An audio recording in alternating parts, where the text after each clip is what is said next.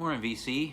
Alright, I did not plan on doing a video today, but here we are. Had a few packages come in yesterday that were unexpected. I had forgot that the post was closed on Friday for Veterans Day.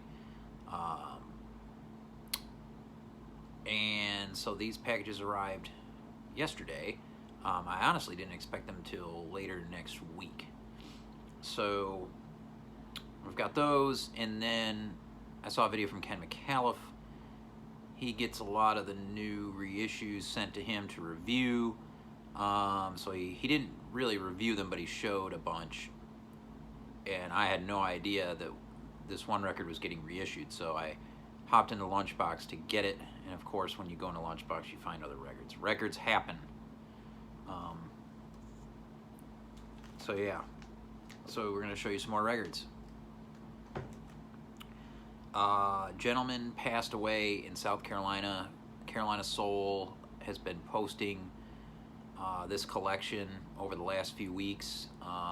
Today, I think the third batch starts to go off. In the first batch, I think I watched like 80 some auctions, and I only got 2 records. People are absolutely apeshit on Carolina Soul. They're the same records that you can get from someone else, people. There ain't nothing special about them just because they're on Carolina Soul. I don't know what this infatuation deal is with them, but I mean, they can put a record on there like a Strata East that's missing like 3/4 of the cover, like a dog ate it, and it'll go for $1,000. I don't get it. I don't understand. But anyway, second batch goes up from this gentleman that passed. The first batch had all the Sun Ra in it, which was, granted, some of those are warranted the money, but still not the kind of money that was thrown at them. It's just absolutely bonkers. But I got 2 records again. That's it. I've watched a shit ton more auctions. Only got 2. But I got 2 that interesting records here. The first is one that I really wanted to find for my ESP disc collection. They reissued this record, and it was controversial, and I wasn't going to pay up for it. Kind of just been hoping to stumble across a copy, but as it turns out, I guess it's kind of pricey, but I did end up finding this copy, Lie, the Love and Terror Cult, from Charles Manson on Awareness Records. Now, this is not a first press, but it is on Awareness. It's not on ESP disc. This is the 1987 copy, Dead Mint. And it does say on this sticker right here, see that, royalties from the sale of this album are being paid to the California Victims of Violent Crimes Fund. So when they put this out, they had a good cause behind it, so that's a little bit reassuring. Yeah, I don't know.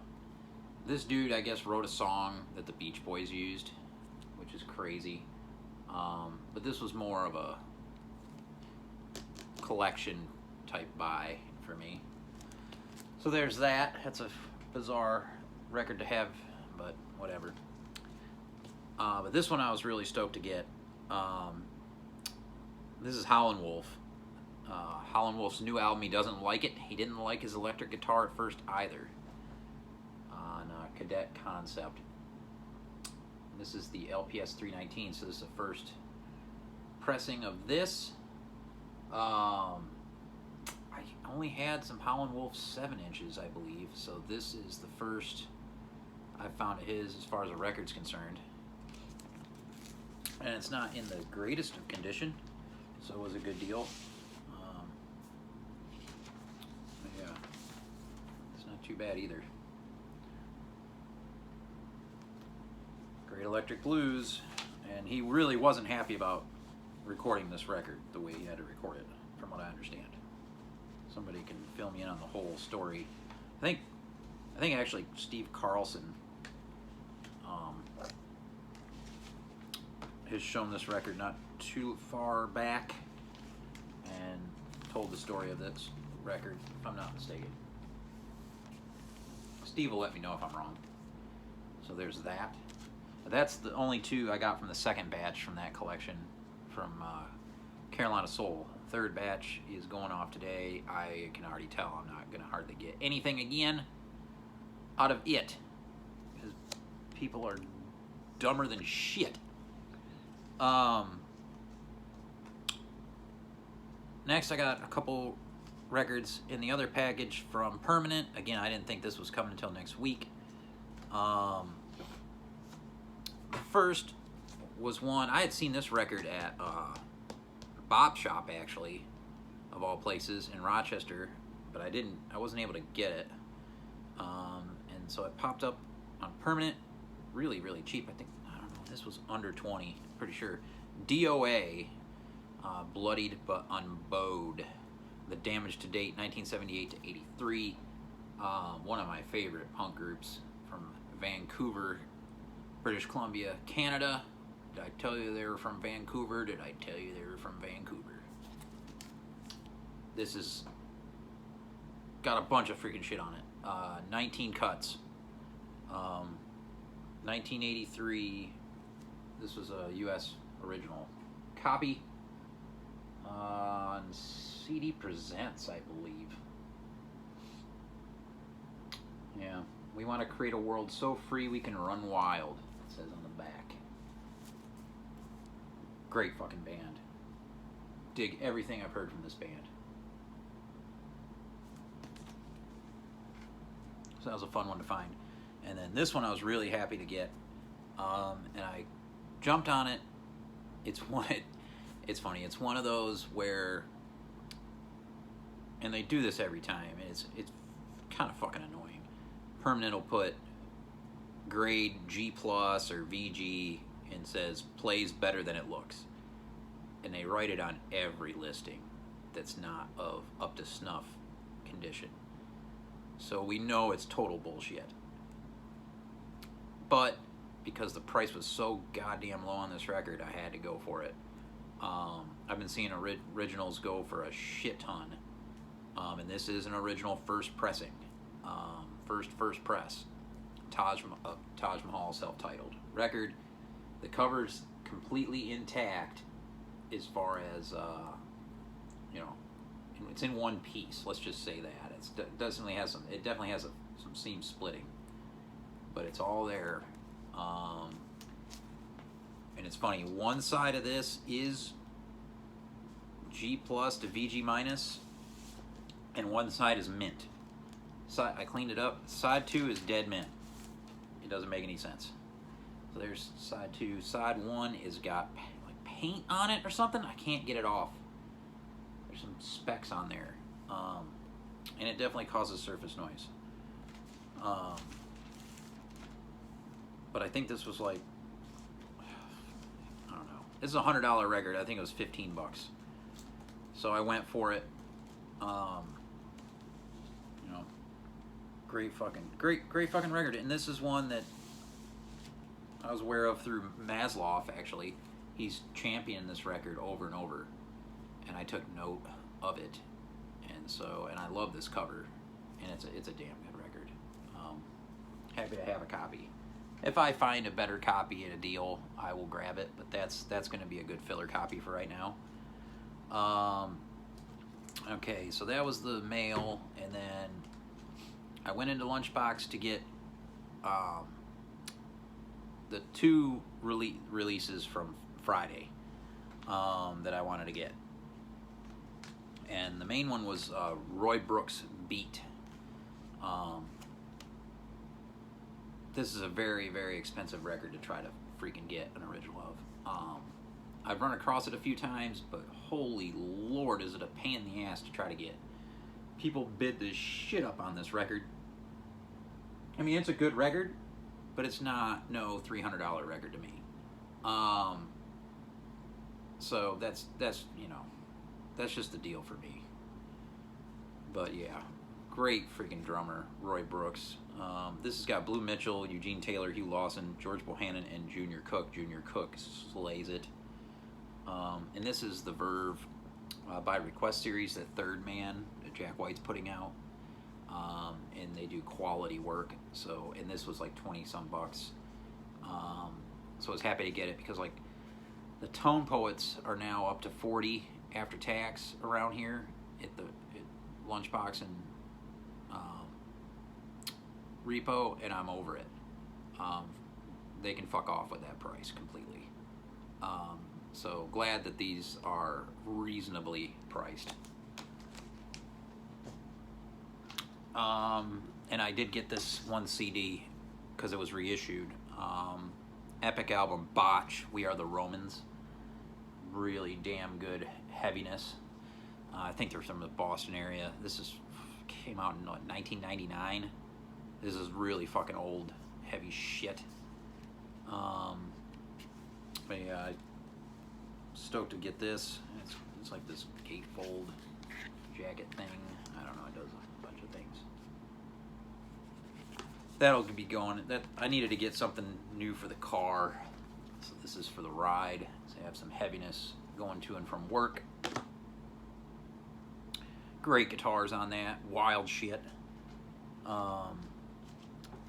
And so that's all I went in there to get, but of course I went through new arrivals and I found 3 records. So but this one was extremely cheap, and this is another rule of thumb item, like I talked about in my last video about finding Funkadelic. You just kind of have to buy it when you see it. If you see any jazz at Montreux, it's gonna be good, and this is no exception. Hampton Hawes Trio at Montreux on the JAS label, or Jazz label. They had very few releases, maybe like 14 total. This is a promo copy, still in the original shrink, and it's got a really nice cover of Montreux in Switzerland, I believe. There on the cover. And I'll show you the record. It's in fantastic shape. I don't think it's been played much, if at all. Never seen this record before. It's just 2 long sides. Live at the Jazz Festival there in 1971. This record was put out in 76, so it was recorded at the Casino de Montreux. And the reason I picked it up, I dig Hampton Hawes. He's not my favorite, but I dig him. He's on piano, but the rest of the band here, Henry Franklin bass and Mike Carvin on drums. Michael Carvin. He is a badass man. So this was a really cool find. I don't know, this was like $8 or $10 or something. Really cheap. So I couldn't leave that behind. Never seen it before. Probably never see it again. So that's one of those you kind of have to grab. Very happy to find this. I had the other 2 in this series from FMP, and this is Peter Brodsman, Mr. Van Hove, and Mr. Han Benink with Albert Mangelsdorf at the end on FMP.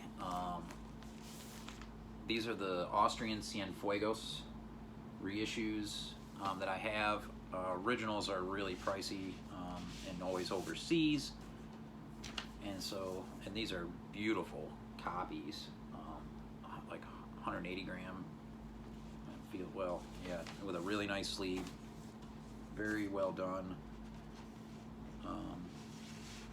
So that was a big one to get. Heavy free jazz here with a couple of my favorite artists of all time. And yeah, I didn't have this one. It was the only one there. I originally released in 71. There was no other free jazz in the new arrivals other than that record, so that was kind of an oddball. But I was happy it was there. I couldn't believe it. And then this, I was surprised it was there too, because I think I saw on the internet he put this out, and no one jumped on it. It's a Shellac 1000 Hertz. Great Chicago band. I saw them in Barcelona. At Primavera Sound. They're a staple at Primavera Sound every year. They usually pretty much headline one of the big stages there. and they were incredible. Steve Albini is a badass. Their drummer at the end of the gig broke down his kit one piece at a time while still playing until he was down to nothing. It was wild. Really, really fucking good show. It's funny, while we were waiting for them to come on, we were watching Sun Ra Orchestra on another stage. Lots of horns going crazy with Marshall Allen. An incredible day that was. 2014 Primavera Sound. But this is an original copy, and it was freaking cheap, and it has the CD and everything in it. It's a box set. I'm not gonna take it out, but it's got the record, the CD, and the insert. So very stoked to get that. And that's what we got. Later.